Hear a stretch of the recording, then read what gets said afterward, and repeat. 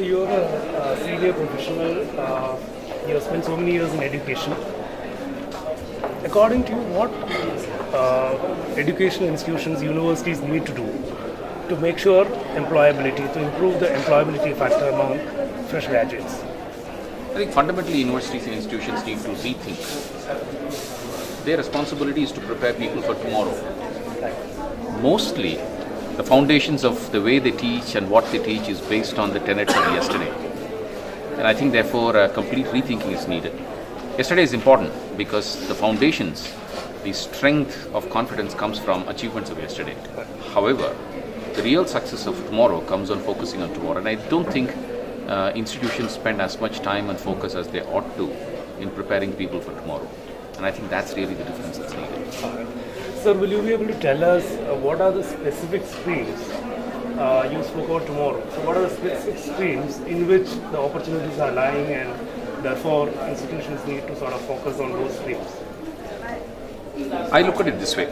I look at not defined as streams of yesterday. Because typically if you take a business school, a stream of yesterday would be a marketing stream or an HR stream or a finance stream. So visually I look at it this way. Those streams are all converging in the present. And then the streams of the future are going to be based on competencies in sectors. The streams of tomorrow are going to be based on differential thinking, ability to think, absorb and implement innovation, ability to be global concurrently with being very sensitive to local challenges, ability to understand environment and play with the environment rather than play against the environment.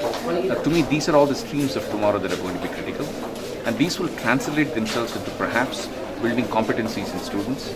So I would think one interesting way for institutions to look at themselves on a consistent basis is to take the traditional separations across these functional streams, kind of meld it into a new way of looking at it towards these competencies that are needed for tomorrow. It's going to require a lot of hard work. So by definition, this is interdisciplinary. By definition, this is multidisciplinary.